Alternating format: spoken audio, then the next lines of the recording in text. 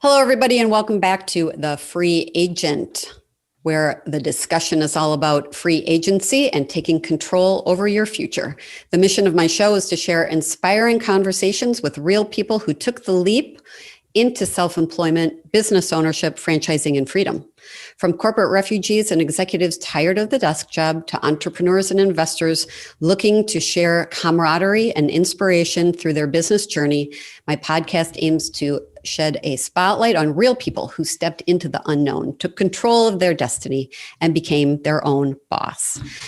My guest today is Ethan Chazin. Welcome, Ethan. Thank you, Meg. Ethan from New York. How is New York today? Surviving and thriving. Surviving and thriving. At the epicenter of everything. New York. To think. Yeah, well, you are the epicenter of everything. So you're really an interesting guest for me because you have straddled both the corporate side of being an employee. You have taken the step to the other side, self-employment and creating your business. But now in your coaching, you're working with people who are just like me, just like other business owners, we're sometimes in need of a coach who can help us frame our business and make it better. So where I'd really like to start is with you talking about your history. What kind of work history did you have? And then what was the incentive for you to take the leap? Thank you, Meg. And my journey's been, I guess, a circuitous route to getting to where we're able to talk today. When I started my career, I knew that I was going to go into advertising. I knew it. I graduated from college. I went into the advertising agency business and then discovered very quickly something that's interesting. When you lose the account, the whole team gets fired. And so that was my immersion into the workforce of 1990.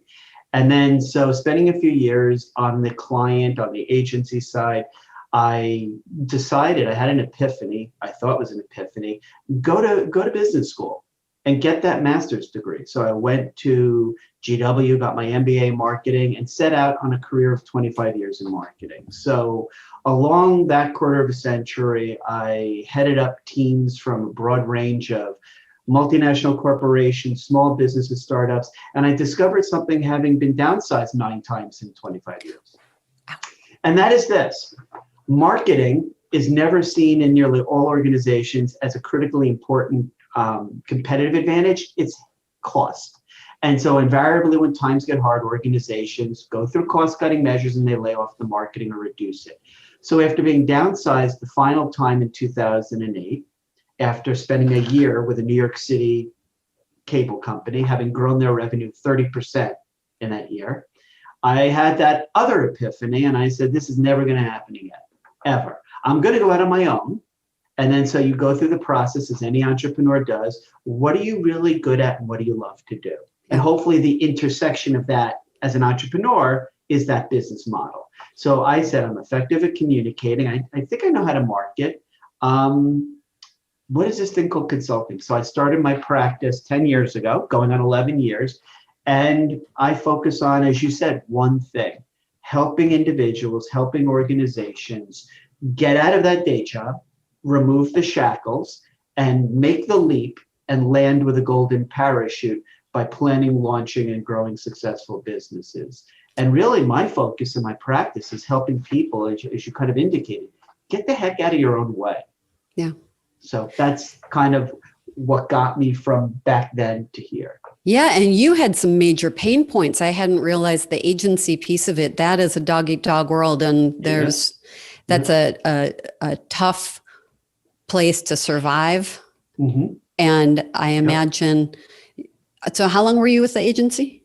I was there in several agencies for the first few years of my career pursuits and then kind of made some changes at that point. But I mean, fundamentally, decade in, decade out, we know since the 1980s and American car manufacturers downsizing millions of jobs, we know that in economic times of hardship and really, really tensely retracting job markets, the most popular age of entrepreneurs are those in their early 20s and those in their 50s. Yes. And it just makes sense. Those people going out of college going, oh my goodness, I owe X $100,000 and there are no jobs. Or those people in their 50s saying, that's it, I'm done. I want to go out on my own. Yeah. So you got your MBA. Do you think that helped to prepare you for No. business ownership? No.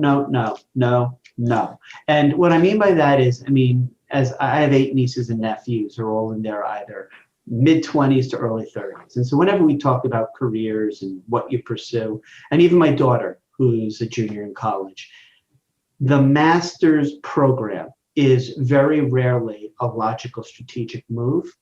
At this point, there are certain attributes that whether you're an entrepreneur and you're going to succeed in working in the private sector or a nonprofit, there are certain attributes you have to have, and an advanced degree is nowhere on that list.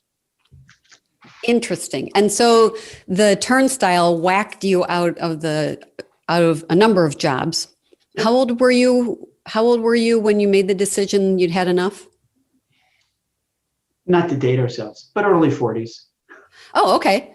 So you're a little bit younger than that 50-something that I tend to see. It's interesting. So I guess the litmus test for somebody who's made the right choice in terms of going out on their own. And this is what I tell my clients, I tell my students I teach. There's one fundamental truism, that my worst day on my own in the last decade has been significantly better than my best day working in corporate America, helping some organization make money that they can then in turn go about laying off their people, because their people are deemed to be disposable assets. So that's your benchmark if you're doing what you love. Yeah, it is so true that the disposable ones are marketing. It's not usually sales, but the salespeople get their commission structure revamped with frequency. Mm-hmm. But and Salesforce automation and outsourcing and virtual applications means a lot of dedicated in-house sales support staff, client relationship management, account management staff. Those positions are all being outsourced anyway or automated. So you're really having organizations that are very top heavy, where they have a few new client acquisition rainmakers up here, and the rest is kind of support staff that's deemed to be disposable, automated, or freelance contract. So that's how you stay lean and mean in the 21st century, especially emphasizing the mean. Yeah. All right. So here's Ethan now hanging his own shingle out. How long did it take for you to get past the honeymoon and into the, oh crap, I own this thing? Was there, did you have a honeymoon phase and then realize the hard work? It wasn't a honeymoon, it was a shotgun wedding. Okay. Honestly, it was getting the business cards printed and then looking at them and saying, oh, wow, that's your name. Obviously an entrepreneur, a startup, somebody who's going to go through this process has to have a number of, key strengths, attributes. So the first is a very thick skin. The second is a sense of humor, I would think. But there's some other practical things that you can bring to bear. And the first is just the Angela Duckworth tenacious grit, the Carolyn Dweck lifelong learner. There are certain things you have to bring about to be able to be successful. And as scary as it is, whether it's day one running your own business or every time you look back and go, oh my God, I'm out on my own. It's just that tenacious approach to just keep going forward, and also be smart and savvy enough to pivot and not just keep running into the wall, but the light bulb goes off and you kind of navigate around. And that's being flexible, adaptive, a critical thinker, problem solver, et cetera, et cetera. And recognizing your own weaknesses and delegating those things away that are time consuming and aggravating. Now this is a whole set of other skills that you're shining the light on, which is maturity, identifying your blind spots, the ability to recognize we all suffer from unconscious bias, being emotionally intelligent, and also being painfully honest with yourself and with others. And all of that is under what you just said, is, to be able to see what you don't possess and align yourself with experts, subject matter. Go get people who are a heck of a lot smarter than you, hire them, give them the power, independence, resources they need to shine, and just get the heck out of their way. Right. So are you a solopreneur, or have you had, is this just a private practice, or have you had employees? Oh, no, I have a private practice here in New York City. Okay. So I'm thinking about people who are looking to start their own business, and they're the financial ramifications of a physical location, manufacturing, or whatever the deliverable is, and then having to be much more accurate and precise with a business plan, money in, money out. Yeah, I mean, there's a number of considerations. So for those people who already, as you said, Meg, gone through the process from like 2000 on, the start of the 21st century, there was an explosion in literally city, state, and federal support of entrepreneurship in terms of startups and funding and resources. And that kind of ebbed and flowed after the Great Recession. So around 2009-10, there was going on a decade ago when I came into the market, there was another resurgence in support for entrepreneurs. But I will say, living in the world of a global pandemic, dealing with self-distancing, dealing with virtual relationships, that's just placed a whole other bellwether, a whole other set of strategic challenges on anybody, much less somebody who's in the process of starting their own business in this climate. But the beauty is, as more and more dysfunctional 20th century, your huge bureaucratic organizations implode because they're such toxic, horrible places to work, that does create an almost unspoken ninja style open door to those people who are very agile to jump in and identify opportunities just kind of, level the playing field by having the ability to just jump in, identify an opportunity, and just literally seize it. Yeah, and so we'll get back to that, because I think the age of entrepreneurial activity and creating new and innovative responses to what we're dealing with right now, I think we're on the edge of even greater innovation coming. But back to Ethan and starting your own thing and your best day ever. You said that there hasn't been a day of self-employment that was worse than a day when you were employed. What have been some of the most positive outcomes for you personally once you got away from the ball and chain of the corporate world? What have been some of the most positive outcomes for you personally or within your own household? Well, I guess one of the things that needs to happen as we become a more caring, compassionate workplace and society is the realization that the family unit needs to be strong. And one of the perks or the benefits initially of going out on my own when my daughter was little was being there for everything and making a conscious decision that I, as a father, although an entrepreneur, and having to bend at the knee of any client who said, I need your help, was to be able to be there for my daughter. And that was a conscious concerted effort that I took to be there. So the reward was one part, that being able to kind of do that. The other is just periodically you have to stop, any human being, and pat yourself on the back. And as you said, what are some of the successes? I measure myself based on the impact that I have on people's lives.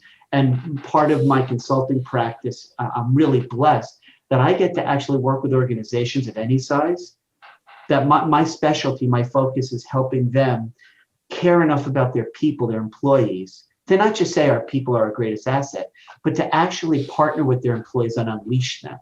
Yeah. And so when I see whether it's a global corporation like a J&J or Goldman Sachs or Calvin Klein that I've worked with, or a battered women homeless shelter that I've worked with, or my teaching in colleges and universities, to help those people kind of discover what their own passion is and unleash their untapped potential, that's my aha moment. And you really have to remind yourself as an entrepreneur every day that that's the reason why you do what you do. Yeah. And so I guess we were talking before, those are one of those, when the voice in your head is giving you what's called head trash, you have to turn it around and turn it into a positive, self-motivated. Yeah, when it's yours and you're solo, you're operating out of a home office, or there aren't other people to overhear your conversations and question your tone of voice or question a point of view. It's easy to I guess it's hard sometimes to keep yourself motivated. It's easy to kind of get into a silo or have blinders on.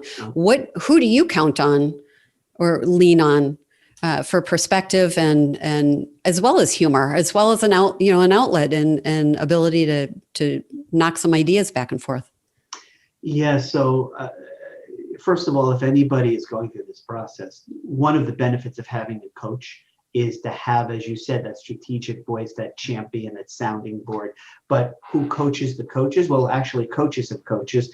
But I've been fairly fortunate that I've been able to identify a few people in my life, both in your social circles and your business professional circles, who are confidants, advocates, champions. I mean, again, and the entrepreneur is not only an incredibly stressful pursuit, but it's really also, as you said, it's incredibly emotionally exhausting, even if we weren't in the world of COVID-19 and a global pandemic. But now that we're dealing with that physical distance, we have to maintain relationships face to screen like we're doing, and do it virtually. It's even more important that you find people who are your brand ambassadors, who are your champions, your advocates, because that noise in your own head when you're pursuing your own thing, it can get really toxic and really scary. Yeah. The last few months, what are we in, month 7 or 8 now of the work from home? And if you're not in a workplace with other people where you're delegating responsibility, you're overseeing operations, it is hard to stay motivated some days. And the hard thing about being a solo practitioner is keeping yourself buoyant and upbeat. And you and I were talking earlier about sense of humor and how important that is. Oh my goodness. Yeah. Serious as a heart attack. Yeah. I mean, all seriousness aside, man or woman plans and God laughs. So sometimes you just have to chuckle at the absurdity of it all and realize that you carve out your success in terms of day in and day out. For me, as a coach who's able to kind of influence organizations through their people, but as a business owner, as an entrepreneur, look, I don't care if you're stoic. I don't care what your personality, behavioral type trait. You should definitely get an assessment done to understand your own style. But I don't care how emotionally prepared you are to go on the journey when you do make that leap. You and I were talking, it's a roller coaster, and the highs are going to be high. And that's where you celebrate the wins, hopefully not just with yourself, but others around you. And the lows are going to be pretty darn low. And your job as a business owner is it's almost, the first 2 stages of emotional intelligence are self-regulation. How am I feeling today? How am I doing with this thing called entrepreneurship? And that gets you to the second step, with just self-management, or I think I can. I mean, Thomas the Train meets fake it till you make it. But you have to be able to stabilize that incredible variance of being a business owner and being an entrepreneur. Yeah, my husband asked me last night, it was a tough day yesterday. He said, can we open a bottle of champagne? I said, well, what are we celebrating? Hello, get out of my head. He's like, bubbles. Do you see the bubbles at the bottom of the glass and how they rise? That's what you need to do, Meg. God bless the fact that you have somebody who's an external voice of reason, and we all need that. And so one of the things an entrepreneur should be aware of is what I call defending the castle. And so in my practice, what I've noticed is a lot of times the entrepreneur's stumbling block psychologically from realizing the ability to get through, break through, and kind of post startup, get it, is all in tremendous negative input that they're going to get externally from people who are their collective loved ones. And so when I say defend the castle, you've got your drawbridge, you've got the scalding oil, you've got the poison arrows and the archers. So people are going to say to you, do you really think, sweetheart, now's the best time in a pandemic to start your own business? Do you really think you have what it takes? Is this really the best time? So advice and counsel is critical, but at least in the initial, I would say in my practice consulting, I ask my clients to stay away from all that toxic negativity between the first 12 to 18 months. Right now, I would say the next 3 months. So if you're in startup or post-startup and you're really kind of trying to reconcile the stress of this and kind of pushing forward, you can only surround yourself through constructive voices, sure, but also positive. And that's really important initially, because like you said, Meg, that roller coaster is going to be pretty pronounced when you just start the ride. Yeah. And I was talking to someone yesterday about Sabotage.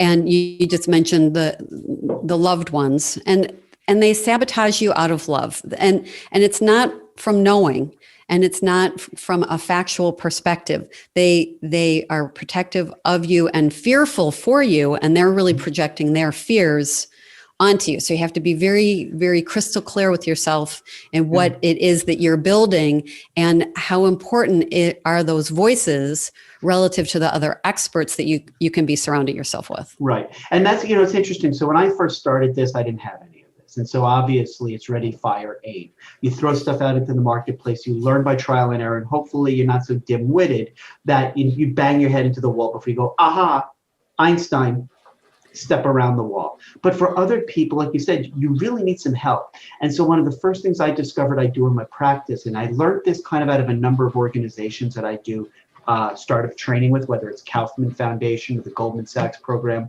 When I work with business owners, entrepreneurs, I tell them to do an emotional support audit. And what that means is, in the same place you would do a workforce audit and look at your people that you've hired and make sure they have the skills, support, training, you for yourself, when you're starting out, there are going to be some things you need. So you're going to need the technical skills, somebody to do the work. You're going to need the human relationship skills, that's the human aspect. And then there's also conceptual. You need to be able to see the landscape and connect the dots and spot trends.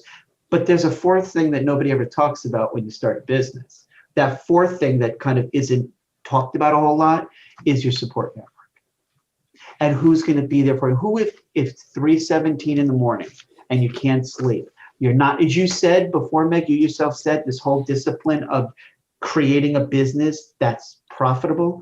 You wake up at 3:17 in the morning and you're just like, it's not going to be okay. This is not going to work. Who is your go-to? Yeah. I don't care if you have X million relationship connections on LinkedIn. Who are those VIP, those brand ambassadors? And you be very specific about who you're choosing. An old boss, a coach, a mentor. I've been in business for 35 years. I've had 2 coaches, and that's it. One when I was 12 years old playing baseball in Little League, and one who was a woman who was the most amazing woman in business I've ever met, Mary Ann, at Dun & Bradstreet. So find those people and proactively, aggressively pursue them as support.